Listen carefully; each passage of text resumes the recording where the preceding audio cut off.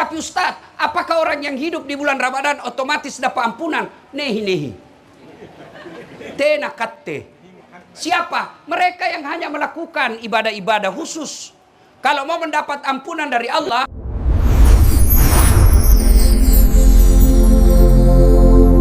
Bapak, saudara-saudara sekalian, teristimewa Sahibul Bait, Pak Satria Majid beserta istri.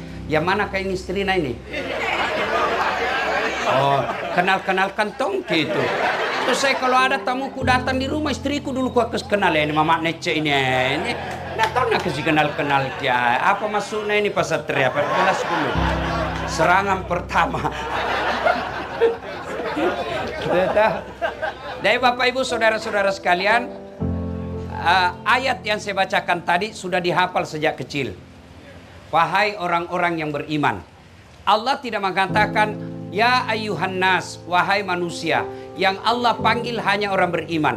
Kenapa? Karena perintah yang dilakukan ini hanya mampu dilakukan orang beriman.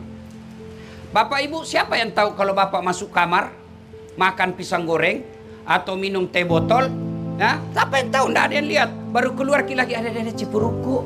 Padahal 2 mangkok tadi nambah. Siapa yang tahu? Nggak ada yang tahu. Maka puasa ini hanya orang beriman yang mampu lakukan. Tanpa iman, dia lapar dan dahaga tidak mendapat apa-apa. Ada yang puasa begitu. Dia hanya lapar dahaga, tidak dapat apa-apa kecuali lapar dahaga. Maka orang yang puasanya iman, insya Allah ada balasannya. Maka Allah katakan, wahai orang-orang yang beriman. Apa nak panggilkan ki? Diwajibkan. Wajib. Wajib itu dari kecil kita tahu.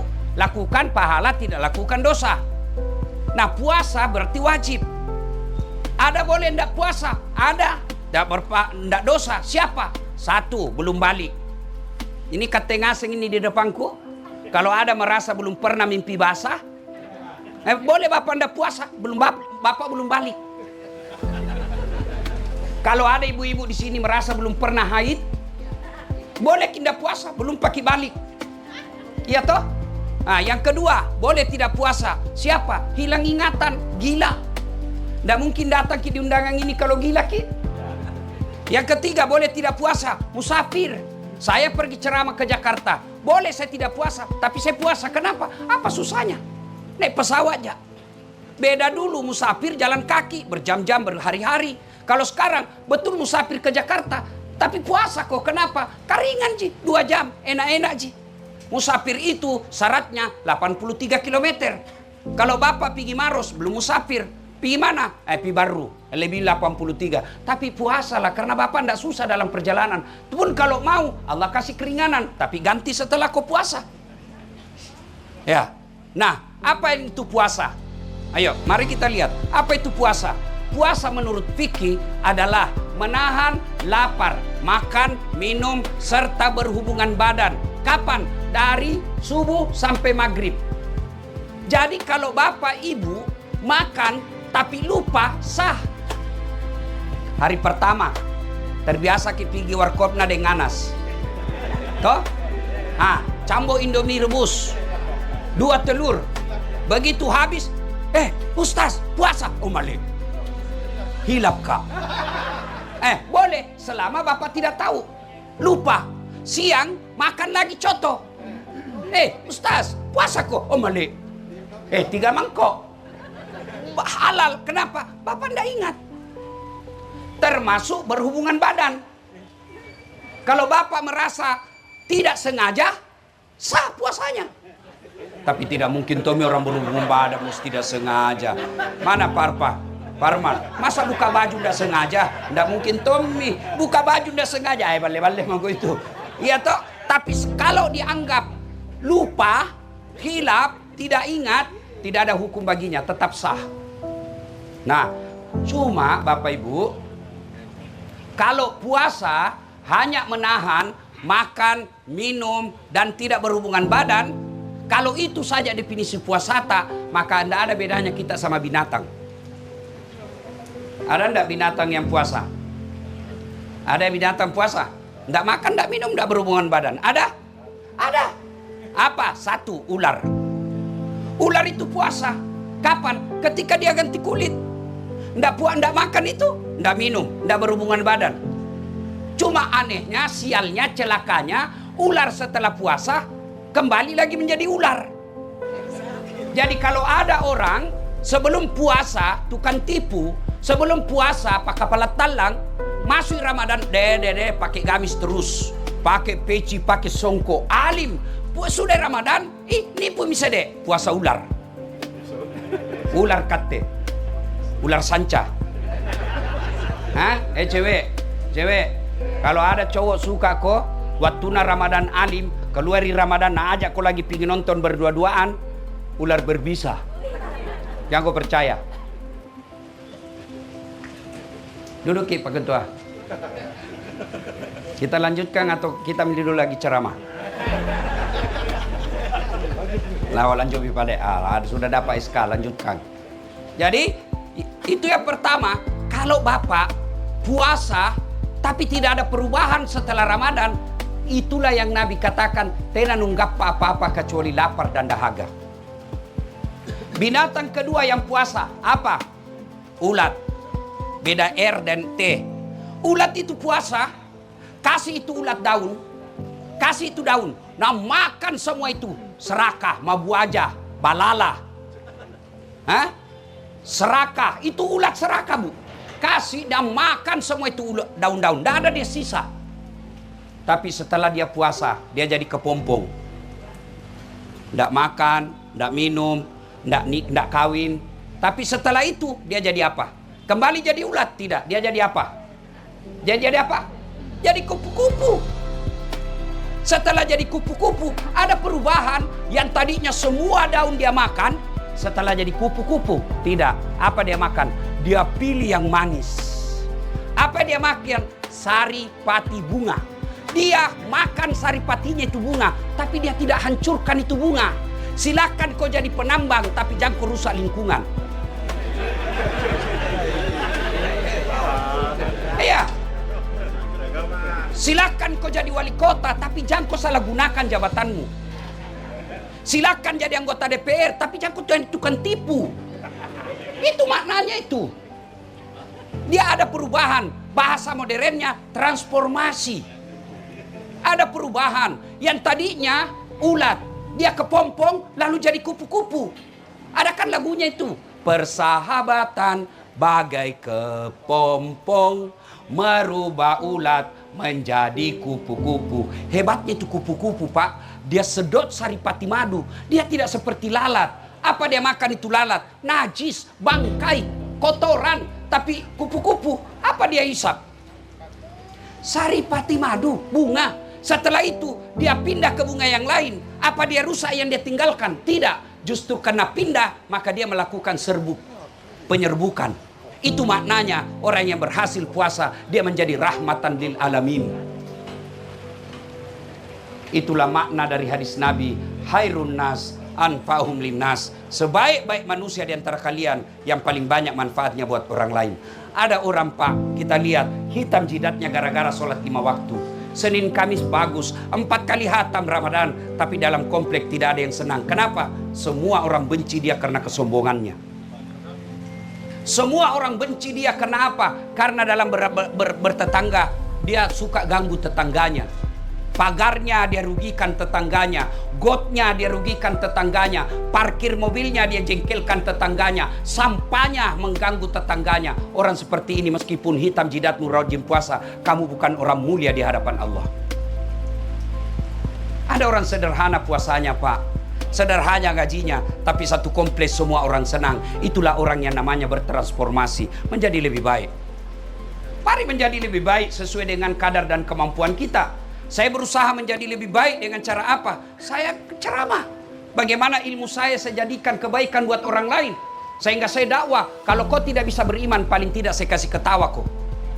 Kita kipa mau porang ngaseng kate. Jadi wakil wali kota. Jadilah rahmatan lil alamin. Gimana caranya? Paling tidak kalau tidak menyebarkan rahmatan lil alamin, jangan menjadi sampah. Nah itu yang disebut menjadi rahmat bagi seluruh alam. Habis waktu. Nah, ibu-ibu, jadi ibu rumah tangga, jadi rahmatan lil alamin. Kalau tidak bisa keluar, minimal anak dan suamimu. Jangan kasar bicara sama suamimu. Sedikit uangnya Ustaz, ya takdirnya. Mana ada mau laki-laki miskin? Kita semua mau kaya. Kalau perlu kali sarang ngasih kau berlian. Tapi kan kemampuan. Pakulean tena. Iya toh, Nabi bilang jelek suamiku Ustaz, itu jodohmu. Karena Allah tahu kalau dia gagah, malu jalan sama kau. Kenapa? Karena kau juga jelek. Semua enak Pak.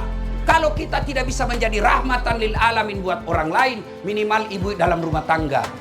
Suami jadi istri suami yang baik. Anak jadi anak yang baik. Ibu jadi ibu yang baik buat anaknya. Istri jadi istri yang baik. Kasihan kita ini Pak. Saya biasa kasihan lihat rumah tangga yang bertengkar terus. Cerita-cerita rahmatan lil alam. Tak mau korong rahmatan lil alam. Di rumahmu mau dulu. Kita cerita kebaikan, tapi anak kita tidak merasa punya ayah.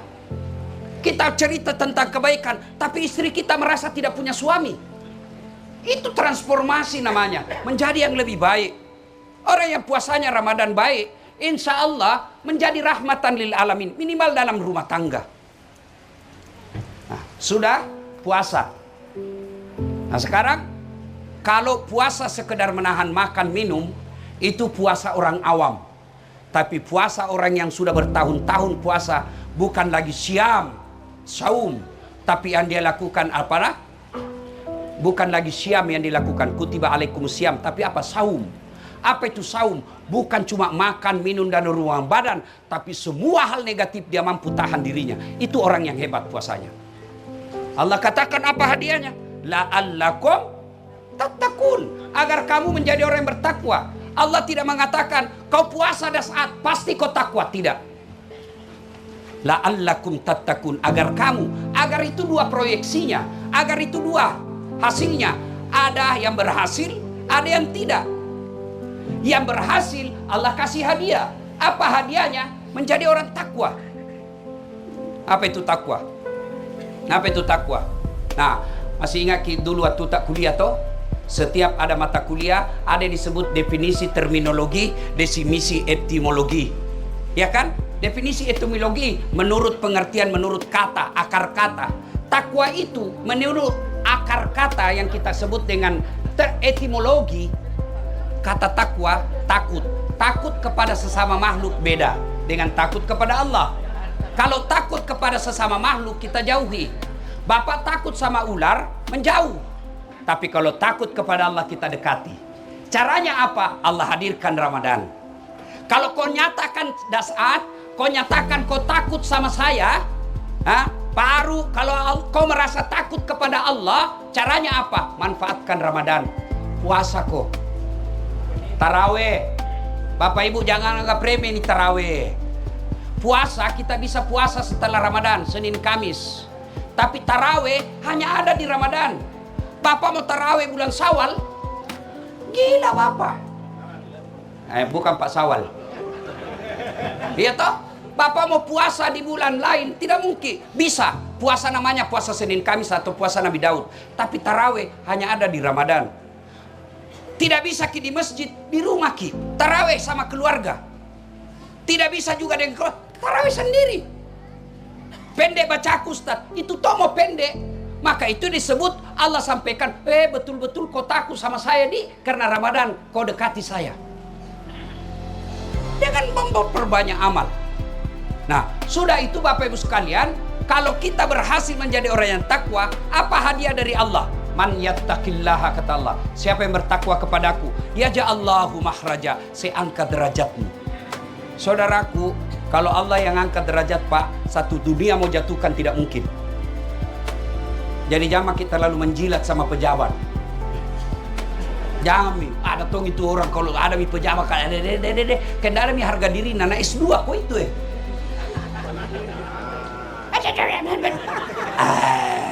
biar saya mau cikali. Maka jangan rendahkan karena Allah sudah angkat derajat kita. Itu makna kalau kau bertakwa kepadaku, kata Allah, ya ja'allahu mahraja, ku angkat derajatmu. Yang kedua Allah kasih kau bonus, saya buka pintu rezeki dari jalan yang tidak kau sangka-sangka.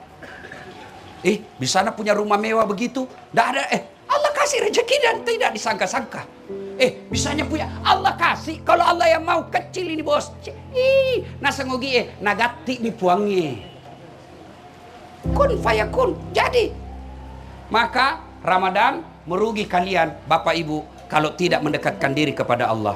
Caranya mendekatkan diri kepada Allah. Lakukan kebaikan. Tadarus. Tidak bisa bahasa Arabnya, kita baca-baca Latinnya. Karena Allah itu bukan bijaksana, tapi maha bijaksana.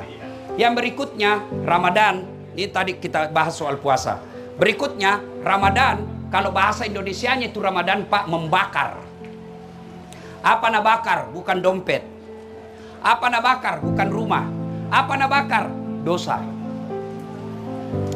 Ramadan itu membakar. Maka disebut bulan maghfirah, bulan penuh ampunan. Tapi Ustaz, apakah orang yang hidup di bulan Ramadan otomatis dapat ampunan? Nehi. Tenakatte. Siapa? Mereka yang hanya melakukan ibadah-ibadah khusus. Kalau mau mendapat ampunan dari Allah, satu, perbanyak istighfar. Waktu paling bagus istighfar menjelang buka. Itu dulu waktu masih TVRI sama radio. Iya toh? Mau buka itu semua seragam TVRI radio. Nashhadu Allah ilaha illallah wa nastaghfirullah. Karena masuk di sekarang unsur-unsur politik, pencitraan dan lain sebagainya, hilang itu. Yang muncul ada, Assalamualaikum warahmatullahi wabarakatuh. Saya anu.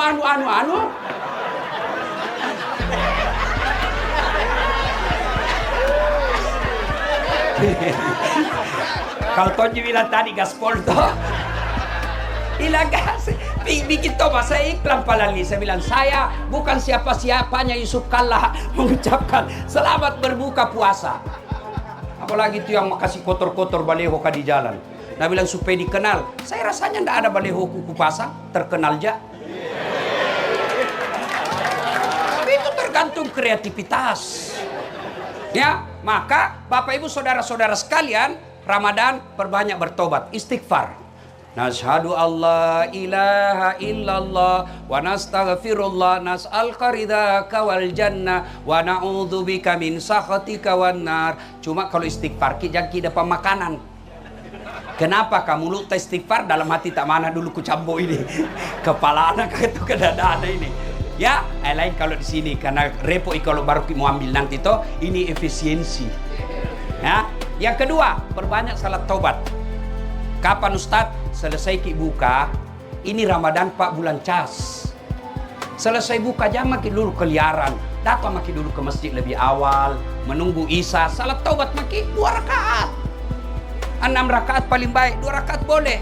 Bagaimana niatnya? Ini niat selalu nak tanya kau orang. Apa niatnya? Itu usalli Pak, hanya ulama Melayu yang ngajar. Hanya Malaysia, Brunei, Indonesia. Ulama Arab tidak ada itu usalli. Tidak percaya, lihat itu orang Arab kalau masuk masjid. Bapak-bapak semua yang pernah umroh, lihat itu orang Arab kalau masuk masjid. Begini tuh gayanya. Allahu Akbar. Kalau kita kan loading dulu.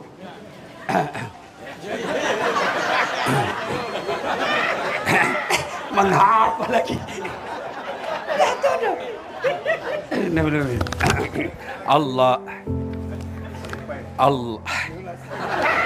Indah jadi sembahyang. Kutanya, kenapa tidak sembahyang Kipan? Dia bilang, kusuruh pasal lino Ustaz.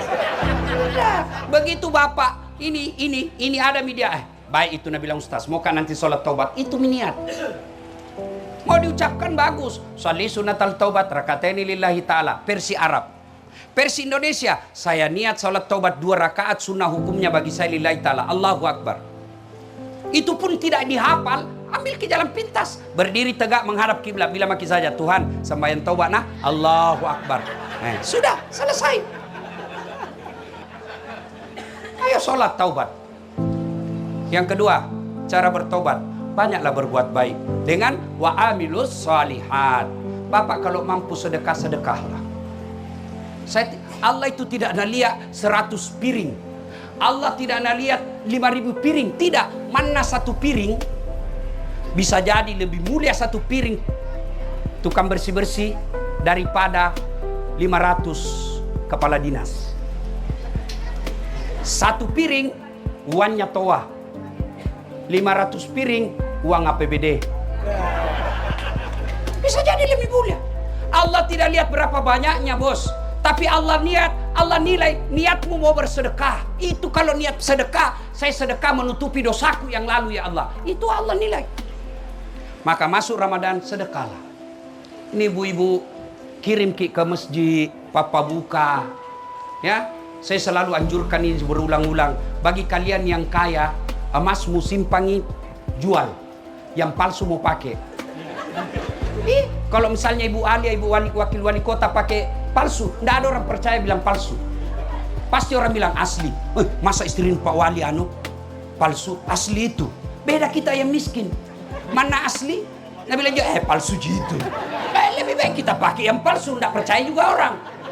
Kita yang kaya pakai saja yang palsu, kan orang percaya kita asli. Aslinya bawa ke masjid, jadikan untuk amal jariah. Itu yang disebut pandai menyikapi harta di bulan Ramadan. Dan demi Allah, tidak ada orang kita lihat papa buka tahun ini bangkrut tahun depan. Tidak ada. Tidak mungkin Allah anjurkan papa buka kalau itu papa buka merusak manusia.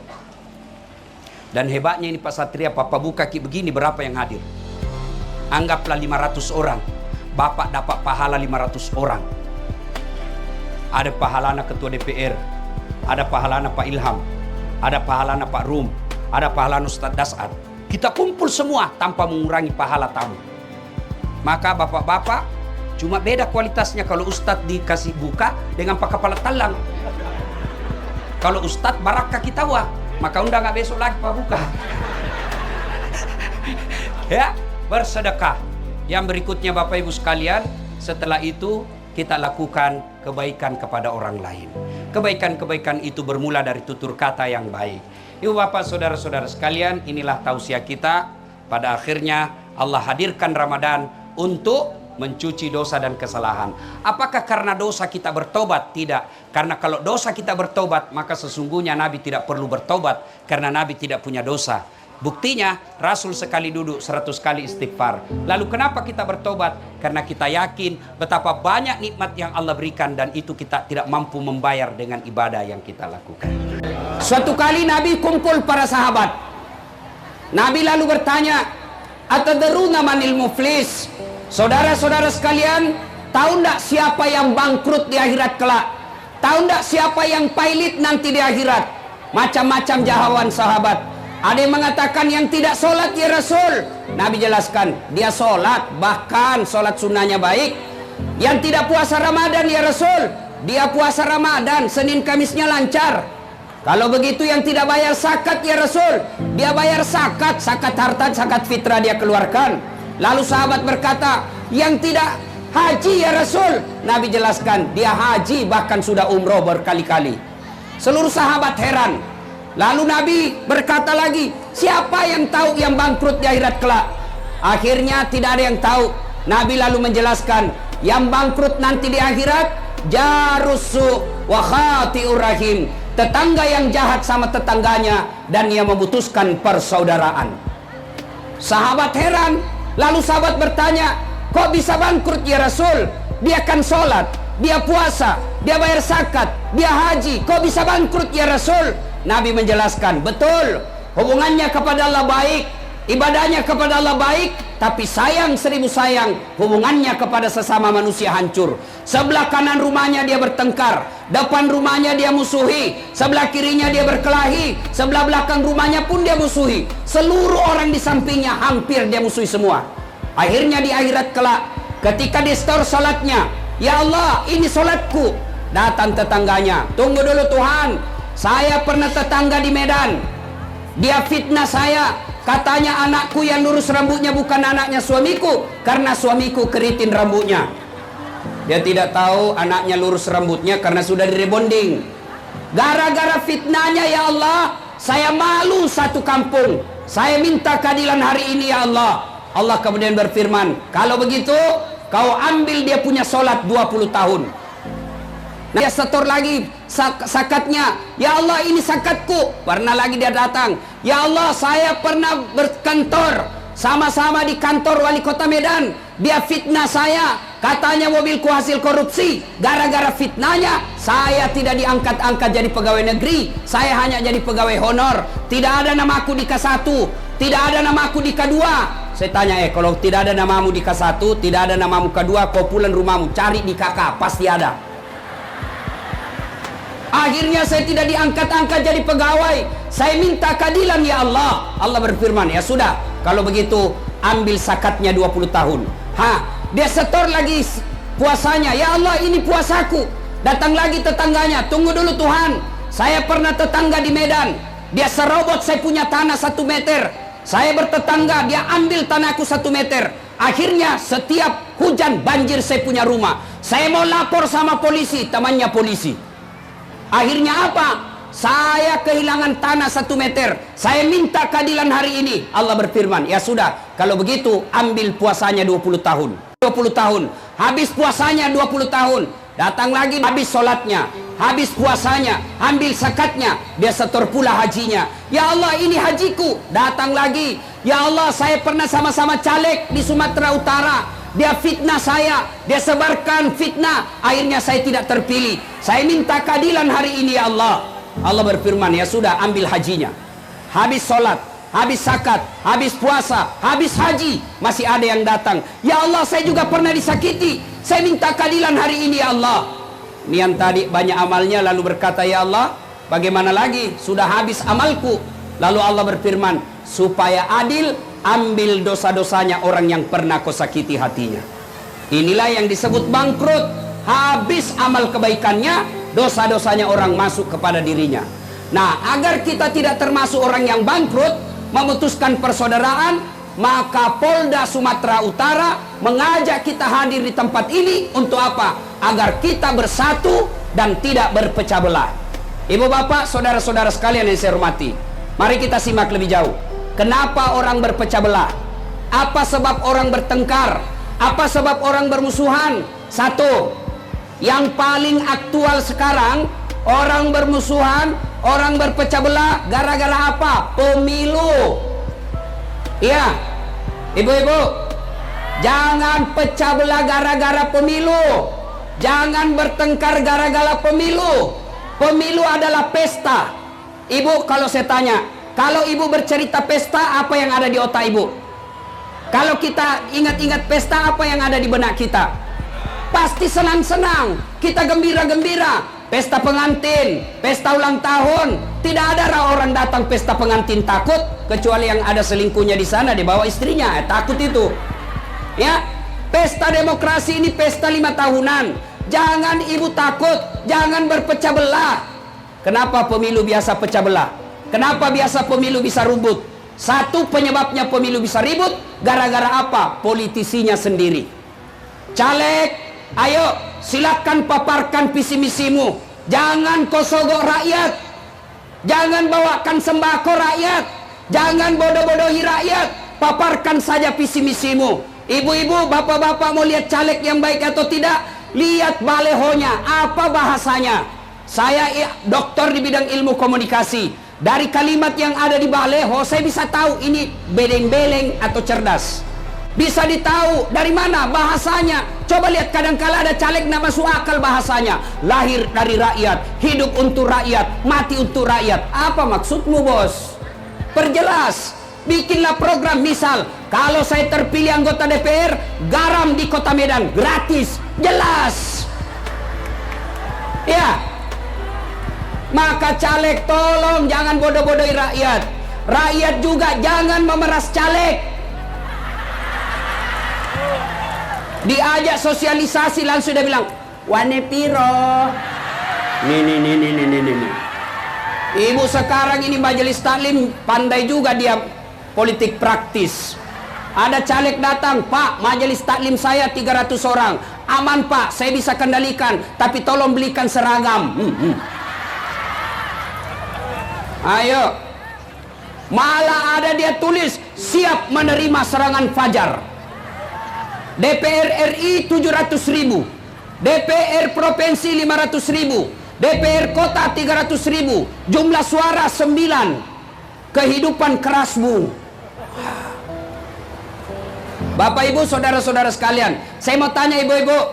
Halo ibu, bu, halo ibu. Ada ndak orang yang jadi kaya karena menerima sogokan pada hari pencoblosan? Ada? Paling 300.000.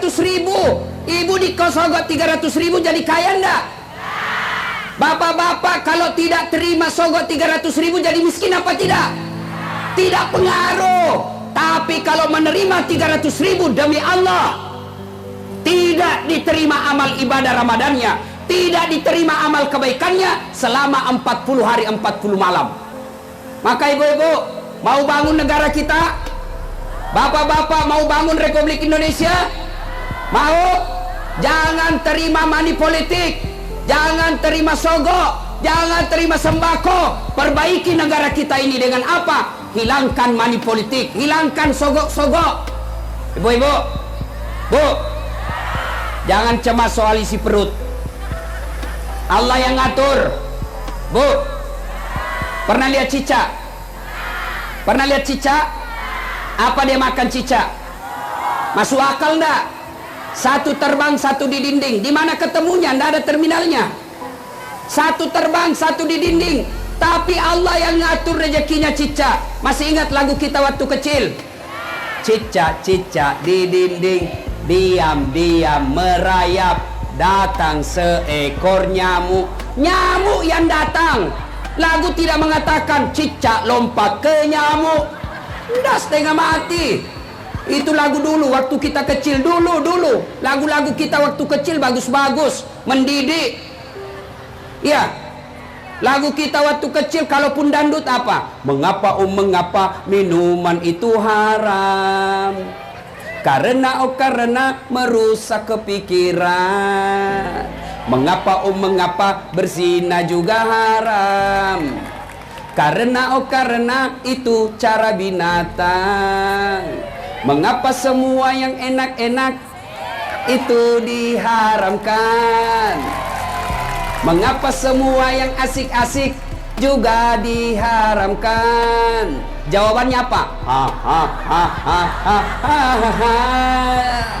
Itulah perangkap setan, umpannya ialah bermacam-macam kenikmatan. Dulu lagu kita dulu. Sekarang lagunya anak-anak apa? Pulang-pulangku berbadan dua. Hancur kau cilaka. Ayo, Bapak, saudara-saudara sekalian. Pertama yang bisa merusak pemilu kita adalah politisinya, calegnya. Yang kedua, yang bisa merusak pemilu kita, tim sukses. Ini kadang-kala tim sukses sendiri. Disuruh bikin baleho 10, 3 aja dibikin. Ditanya mana yang 7, dia bilang kena angin komandan. Ada tim sukses di sini? Ada. Biasanya itu tim sukses itu kontraktor. Iya. Ibu-ibu, pernah dengar cerita kontraktor di akhirat? Ini SMS lah, ini penghuni sorga dengan penghuni neraka. Dia bilang penghuni sorga, bagaimana kabarmu di situ mas bro? Dia bilang, wah enggak ada enaknya di sini, di blender terus kita. Kamu bagaimana kabarmu di sorga? Masya Allah, enak betul di sini. Akhirnya berkata ini yang dari neraka, mas bro, bolehkah kami jalan-jalan ke sorga? Bolehlah, tapi bagaimana caranya? Kata penghuni neraka, gampang. Penghuni neraka kan rata-rata kreatif. Gampang, nanti kami jalan keluarnya. Gimana caranya? Kami bikin jembatan dari sorga, kamu juga bikin jembatan dari neraka. Baik kalau begitu, lelang proyek. Keluar pemenang tender. Waktu pekerjaan 3 hari. Hari pertama, jembatan dari neraka sudah selesai 50%. Hari kedua, selesai 70%. Hari ketiga, tuntas, efektif, dan efisien. Sementara jembatan dari neraka sorga belum juga dimulai. Dilihat-lihat lah ini, kenapa itu jembatan dari sorga belum dimulai? Teriaklah ini dari neraka, woi, kenapa kau belum mulai jembatanmu? Kami sudah sampai di tengah ini. Apa kata penghuni dari sorga?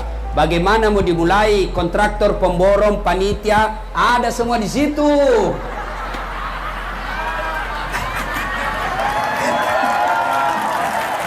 Di sini hanya anak yatim piatu. Pak Imam nggak tahu komputer, salah campur semennya. Anggota DPR ketawa-ketawa, nah, kami tidak masuk di situ, Ustaz. Pernah juga dengar ceritanya anggota DPR di akhirat, Ibu? Pernah dengar? Jadi masuklah ini Pak Imam surga. Sampai di dalam surga, ini Pak Imam dilihat banyak anggota DPR dalam surga. Kok banyak anggota DPR? Di negara saya banyak yang dia PT tangkap tangan. Kok bisa? Dia datang protes sama malaikat, penjaga surga. Malaikat, kenapa banyak anggota DPR di sini?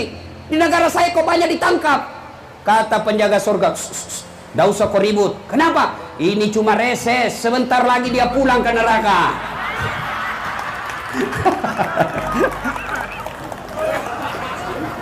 Satu, yang menyebabkan kita ribut pemilu, politisi. Dua, tim sukses.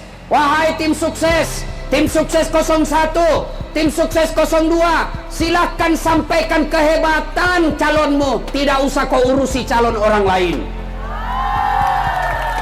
Silakan kau sampaikan apa prestasi calonmu, tidak usah kau urusi kejelekan calon orang lain. Aman. Yang ketiga, yang bisa menyebabkan ini pemilu ribut, apa? Hoax. Ibu-ibu tahu hoax? Tahu hoax? Sepupu satu kali dengan fitnah, bersaudara dengan cerita bohong. Jangankan dalam Islam, jangankan berita bohong, berita benar saja tidak boleh diedarkan apabila itu mengancam kemaslahatan. Saya ulang, dalam Islam, jangankan berita bohong, berita benar, berita ada kejadiannya, ada faktanya, ada saksinya, betul itu kejadian, benar kejadiannya. Tapi kalau mengancam kemaslahatan, haram kita edarkan. Setiap tempat ada ucapan yang cocok untuk tempat itu, dan setiap ucapan ada tempat yang cocok untuk ucapan itu. Jadi Bapak Ibu sekalian, hindari hoax dalam pemilu ini. Yang biasa kita masuk penjara, bahkan akhirnya berpisah dengan keluarga. Gara-gara apa? Menyebarkan hoax. Ibu-ibu sekarang gampang sekali menyebarkan fitnah. Terima, dia pendukungnya 01, dia terima di WhatsApp kejelekan 02, maka langsung di-share. Dia pendukungnya 02, dia terima fitnah dari 01, jelekan 01, langsung dia share. Orang keberatan, lapor polisi, ibu masuk penjara, orang jadi presiden. Namanya dongok-dongok, beleng-beleng. Ya, ale bu, ini tukang gosip ini. Kalau begini nih, duduk-duduk begini, damai tapi gersang itu begini. Duduk begini nih, dia enggak cerita tapi mulutnya dong. Apa?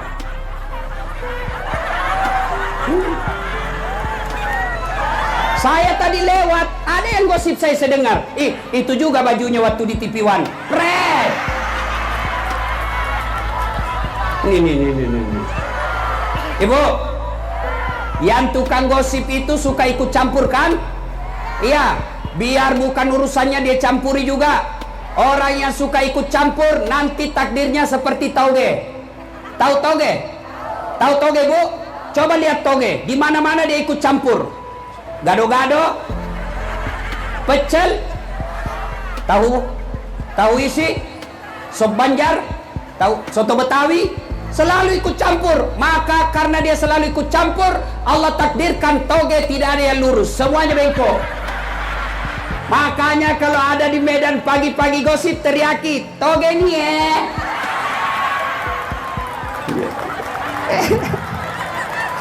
Ayuhibbu ahadukum, sukakah kamu memakan bangkai sesamamu manusia? Hindari hoax. Yang keempat, yang bisa menyebabkan putusnya persaudaraan, ini tadi hoax. Sekarang yang keempat yang bisa memutuskan persaudaraan apa? Sangka buruk. Tahu sangka buruk? Contoh, ada ibu-ibu Bayangkari di sini? Ada? Sangka buruk, telepon suaminya tidak dijawab, mulai bersangka buruk. Pasti ketemu lagi pacarnya yang SMA itu. Kalau ibu mau sangka baik, tenang perasaan, telepon suami tidak dijawab. Oh, suamiku lagi sholat duha. Tenang perasaan. Telepon 2 kali tidak dijawab. Oh, suamiku lagi menghadap Kapolda. Tenang perasaan. Telepon lagi tidak dijawab. Oh, mungkin suamiku lagi buang air besar. Masa kita mau dengar telepon? Ya sedih. Nih ibu-ibu ini suka sangka buruk sama suaminya. Dia jadikan suaminya tahanan kota. Wajib lapor 24 jam. Baru keluar suaminya 1 jam menelpon. Di mana kau, Pak? Saya di kantor, jangan ribut-ribut di negara. Di mana kau? Nih. Ada begitu di sini? Gak ada. Pret. Ada juga ibu-ibu suaminya AKBP, dia jadi kombes. Ada. Kata tawan saya, mana ada polisi tidak takut sama istrinya. Iya. Langsung kawan saya bilang, sebenarnya itu polisi tidak takut sama istrinya, Ustadz. Cuma ini istri selalu melapor sama istrinya komandan. Dan komandan juga takut sama istrinya.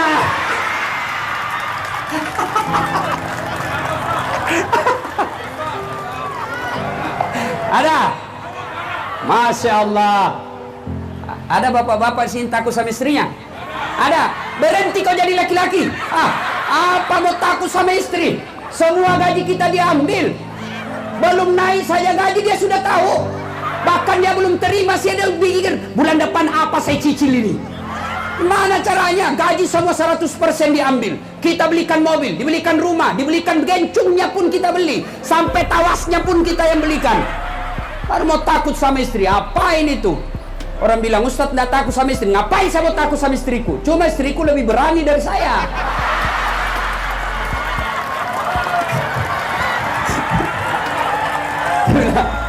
Begini, susah Ustadz. Kenapa susah Pak? Masalahnya kalau dia marah Ustadz, dia banting, dia pecah itu piring Ustadz. Saya bilang, sini kau jadi laki-laki. Kalau istrimu pecahkan 1 piring, kau pecahkan 1 lusin. Kenapa? Piring boleh dibeli, tapi harga diri sebagai suami tidak boleh diinjak-injak. Allahu Akbar.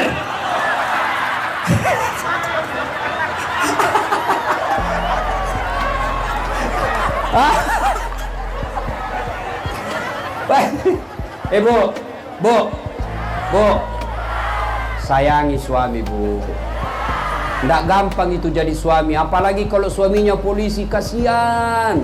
Di jalan tiup asap knalpot, dimaki-maki sama pengendara, kadangkala diinjak sepatunya sama motor, di kantor dimarah-marah sama komandan, kadangkala ditunjuk perutnya, siap komandan, siap salah.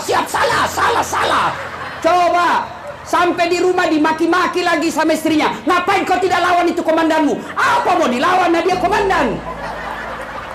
Ini ibu-ibu ini suka menyiksa suaminya. Ayo Bu, baik sangkalah sama suami. Demi Allah, Nabi pernah jelaskan, andai saja boleh manusia sujud kepada sesamanya manusia, maka istri saya wajibkan sujud di depan suaminya.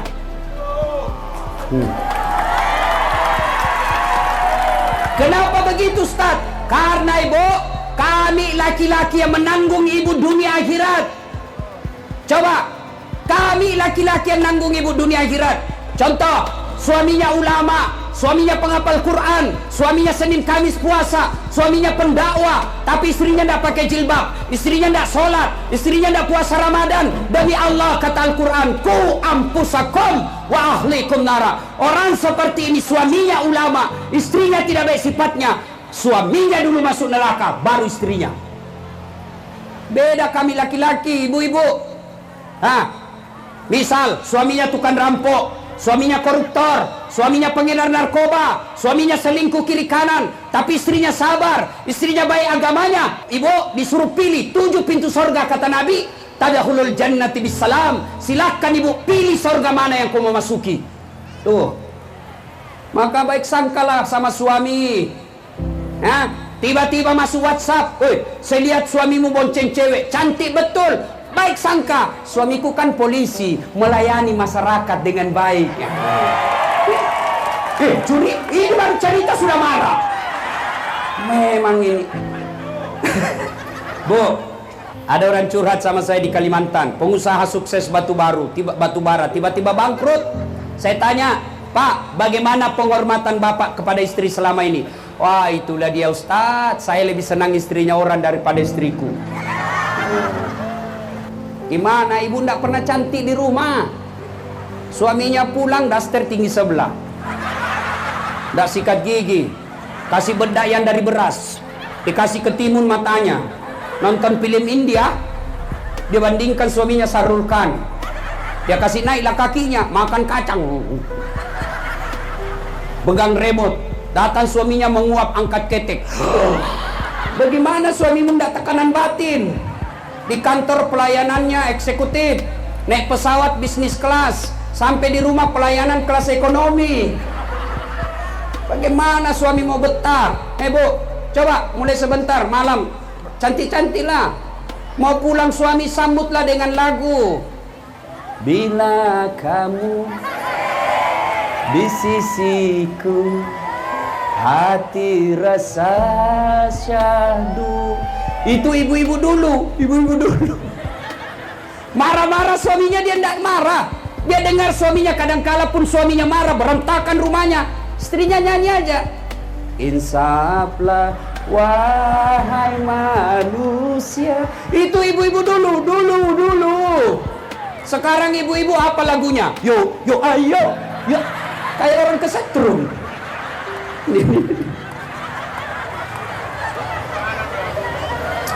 Ayo, ibu-ibu ada ndak yang jahat suaminya?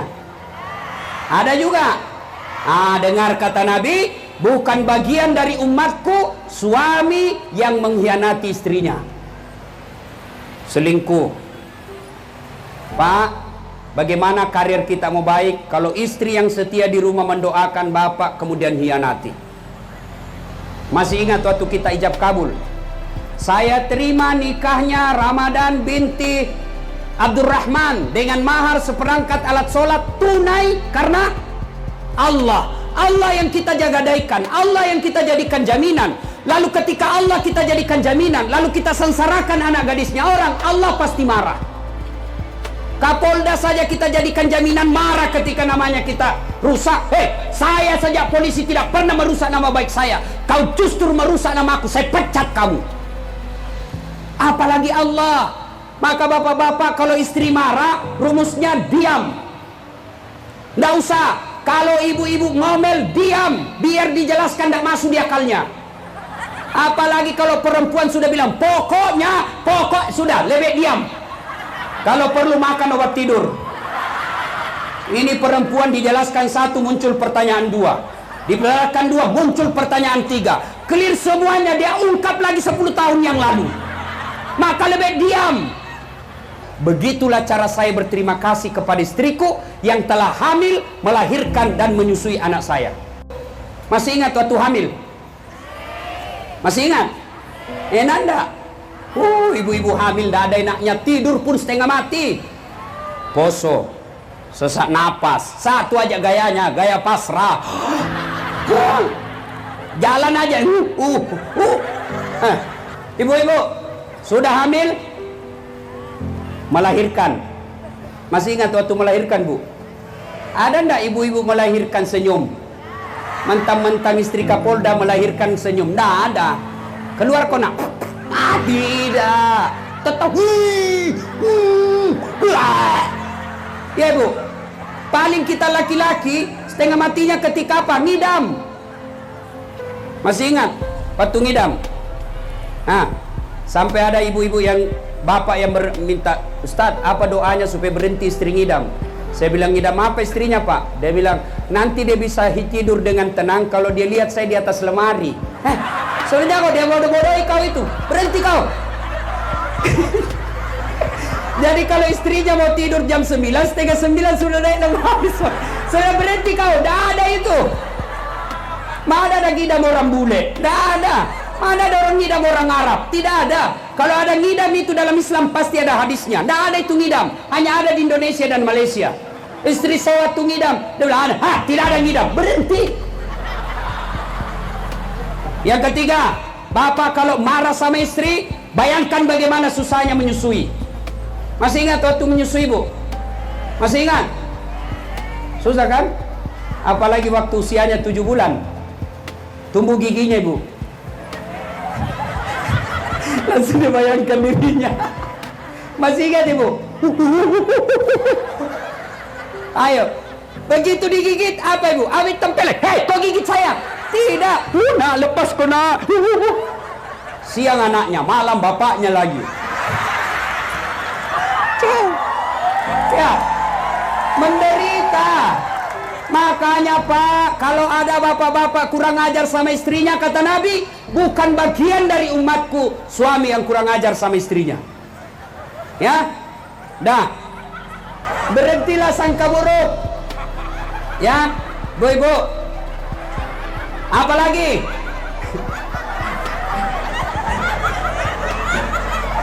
Sudah bu. Berikut lagi, apa yang bisa memecahkan persaudaraan kita?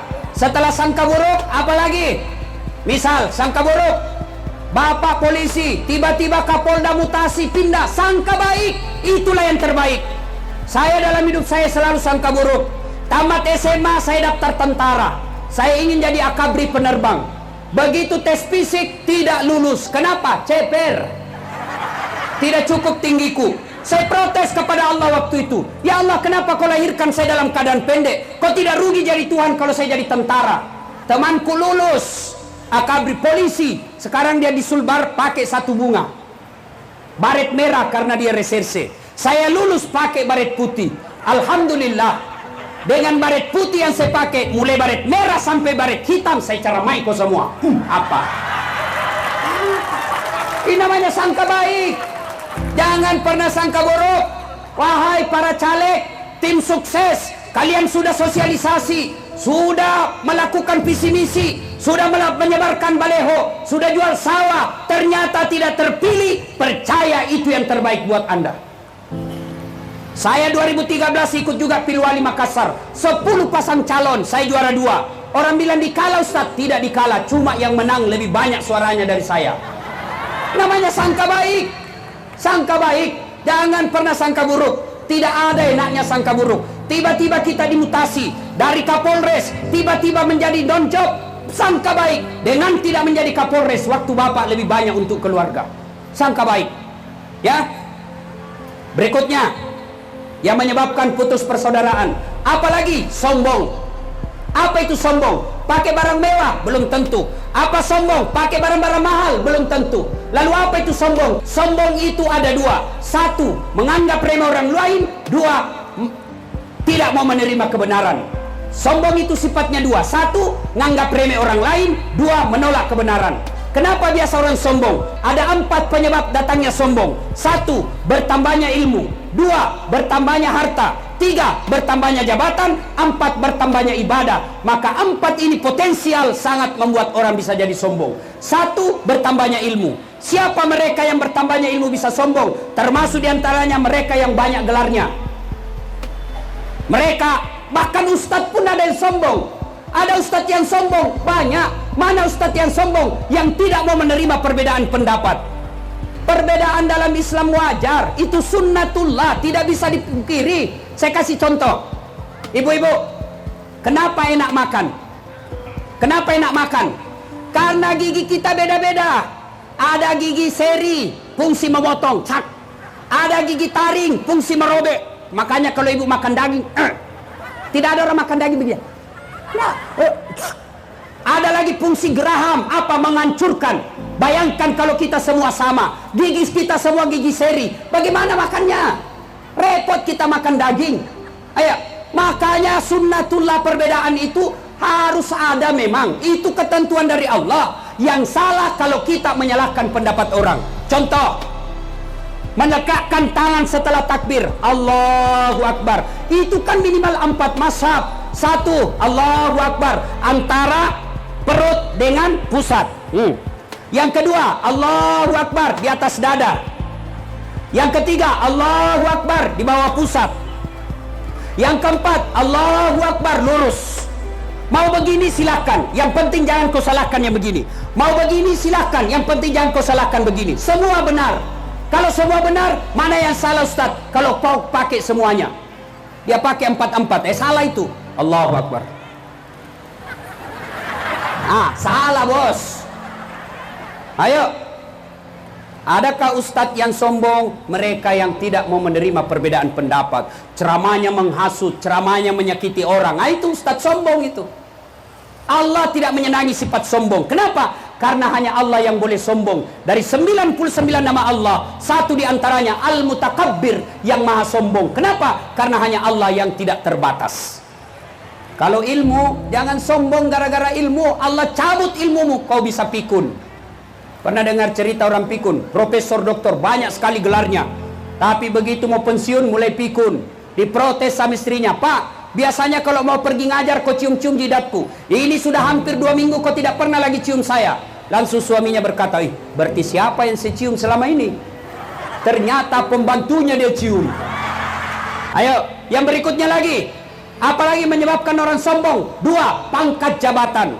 Kapolres, Kapolda, Wakapolda, Wakil Bupati, Bupati, Wali Kota, Wakil Kota. Jangan sombong gara-gara jabatan. Anggota DPR, jangan sombong. Kau jadi anggota DPR karena kau dipilih oleh rakyat. Wali Kota, jangan sombong. Kau jadi wali kota karena dipilih oleh rakyat. 5 tahun saja, 5 tahun. Kalau terpilih lagi 10 tahun. Tidak terpilih, wabillahi taufiq wal hidayah. Mau sombong Kapolres, jangan sombong. Ada batasnya. Apa? Pensiun.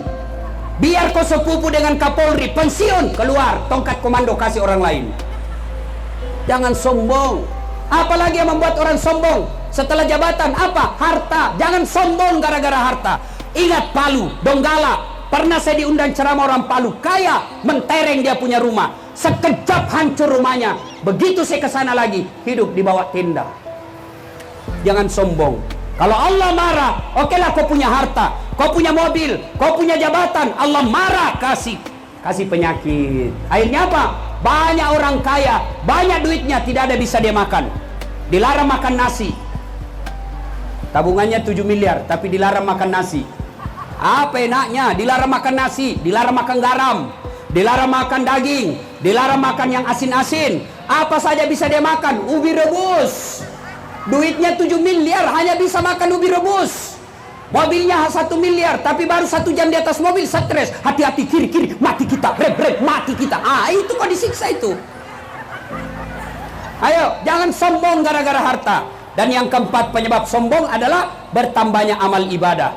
Ibu bapak, saudara-saudara sekalian, inilah penyebab putusnya persaudaraan. Yang berikutnya, apa pula hebatnya kalau banyak teman?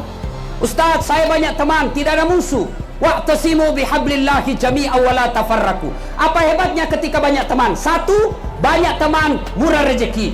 Saya selalu bilang begini, saya tidak banyak duit, tapi banyak teman saya. Teman saya banyak duitnya. Kemana-mana saya di Sulawesi, gratis. Saya ke pasar, ibu. Istri saya itu senang betul kalau saya ke pasar. Kenapa? Saya baru turun dari mobil, sudah ada yang teriak, Assalamualaikum Ustaz. Dalam hatiku, aman dan terkendali. Ada yang isi beras, ada bisi ikan. Begitu saya mau bayar, berapa? Nggak usah Ustaz. Nggak enak, masih pagi-pagi Pak Ji. Nggak usah Pak Ustaz. Dalam hatiku, memang itu yang kutunggu. Yang ketiga, banyak teman, gampang selesai masalah. Banyak teman, gampang selesai persoalan. Saya misalnya ke Polres, ngurus perpanjangan izin, baru turun dari mobil, sudah dilihat sama Kapolres. Assalamualaikum Ustaz. Waalaikumsalam. Siap Komandan. Kenapa Ustaz? Perpanjangan SIM Komandan. Kapolres panggil Kasat Lantas. Woi, bantu selesaikan izinnya Ustaz, SIM-nya ini, bantu cepat. Jangan kau minta uangnya Ustaz, berdosa uang Ustaz kau makan. Coba. Gampang selesai. Banyak teman, gampang selesai masalah. Yang ketiga, banyak teman, banyak yang doakan. Seperti ini, banyak teman saya. Ketika saya selesai ceramah, saya minta didoakan. Berapa orang yang mendoakan sehingga Allah mendengarkan doa saya. Yang keempat, banyak teman, insya Allah. Banyak teman gampang terpilih pilkada. Banyak teman gampang terpilih pilcaleg. Maka bodoh seorang pejabat publik, keliru seorang pejabat publik kalau dia menjadi politisi lalu dia memperbanyak musuh. Banyak teman, banyak persaudaraan. Wa'tasimu bihablillahi jami'an wa la tafarraqu. Rasulullah sallallahu alaihi wasallam bahkan menjelaskan, innamal mu'minuna ikhwah. Umat Islam itu seperti badan ini. Coba lihat badan kita, Pak. Ibu-ibu, coba lihat tangan kita. Tangan kanan gatal tanpa disuruh kiri yang garuk. Iya toh? Tangan kiri yang gatal tanpa diundang kanan yang garuk. Gatal dua-duanya kerja sama. Coba lihat, kita jalan malam-malam, tahan tuh kakinya, kaki tahan tuh, langsung mulut berteriak, waduh sakitnya, mata mencari mana yang luka, mulut meniup, tangan mencari dan mengobatinya. Tidak ada orang jalan kakinya, tahan tuh, rasa, siapa suruh kopi jalan kau terus, jalan kau. Begitu mestinya kita di Sumatera Utara. Bapak masyarakat Sumatera Utara, sampaikan kepada orang, jangan kau ganggu Kapoldaku, jangan kau ganggu polisiku, jangan kau ganggu tentaraku, jangan kau ganggu pejabatku, kau ganggu mereka. Kami masyarakat Sumatera Utara kau lawan. Begitu juga sebaliknya, polisi berkata, jangan kau ganggu masyarakat saya, jangan kau ganggu masyarakat Sumatera Utara, kau ganggu mereka, saya tembak kepalamu, saya penjara kau. Begitu mestinya, satu sakit, yang lain ikut merasakan. Itu yang disebut persaudaraan. Bapak saudara-saudara sekalian, tidak ada untungnya berpecah belah. Maka Rasulullah sallallahu alaihi wasallam mengajarkan umat ini harus bersatu. Terjadi unjuk rasa di negeri Jasmania. Apa sebabnya? Terjadi sangka buruk. Kata tangan, mulut, mulai hari ini saya tidak mau menyuap kau. Kenapa? Setengah mati ku suap kau mulut. Kenapa perut kenyang? Dia tidak bekerja, kok dia pikir kenyang?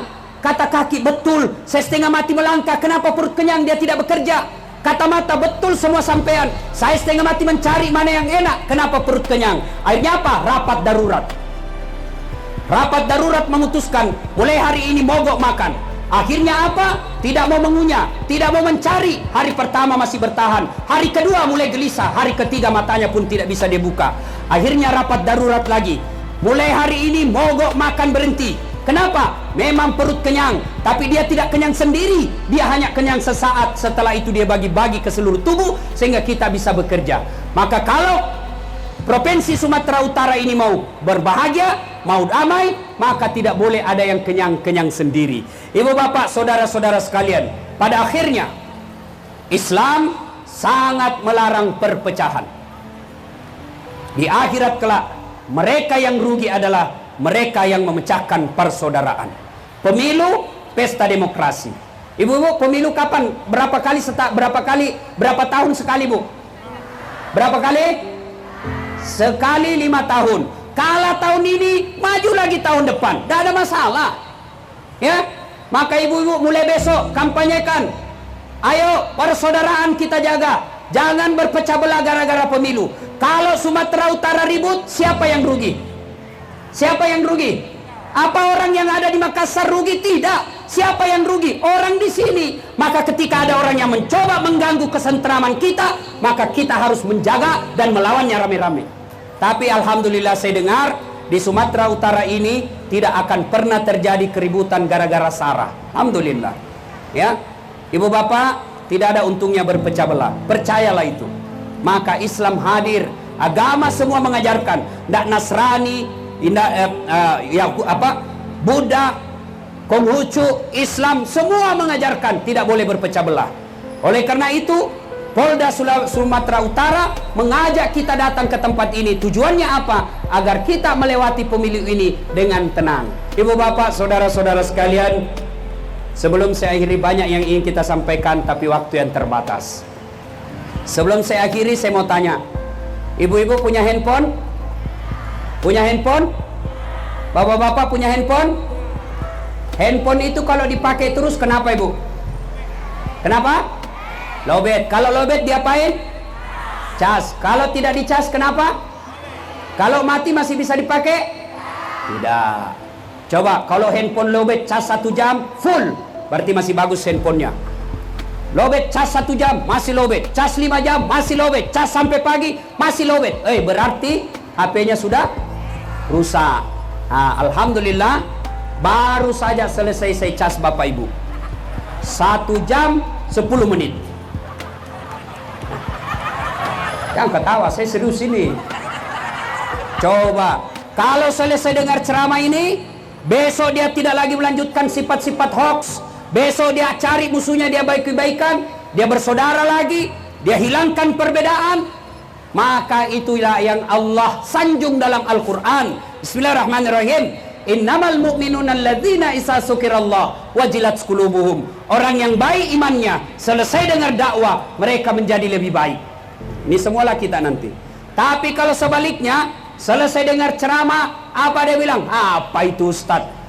Ceramah kiri kanan, apa itu? Dah enak ceramahnya itu, dah usah lagi kau panggil. Kenapa? 4 dia bahas, saya terus dia kena. Nah ini kalau begini, besok dia tetap menyebarkan hoax, besok dia tetap bermusuhan. Maka inilah yang Allah sindir dalam Al-Quran. Bismillahirrahmanirrahim. Wa tawa'un alaihim a'anzartahum am lam tunsirhum la yu'minun. Kau sampaikan ayat Allah, kau ceramai atau tidak, kau nasihati atau tidak, sama saja mereka tidak akan beriman. Bahkan ayat berikutnya Allah jelaskan, mereka lebih hina dari binatang. Tahu binatang ibu? Bapak-bapak tahu binatang? Ibu saya di kampung sampai sekarang masih jual beli kambing. Itu kambing ibu saya kalau ada nakal, dia ganggu temannya, dia panggil penjaganya, hehe, jual itu, jual, mengganggu temannya. Sampai di pasar tidak ada yang beli. Haji tidak laku haji, bawa pulang, potong, kita makan sama-sama. Kambing nakal, jual. Tidak laku, potong. Dagingnya bisa jadi sate, kulitnya bisa jadi perhiasan, ekornya jadi sop buntut, kakinya sop kikil, lidahnya sop lidah, pipinya sop pipi, tanduknya perhiasan, semua dipakai. Kambing nakal, jual. Tidak laku, potong, kita makan sama-sama.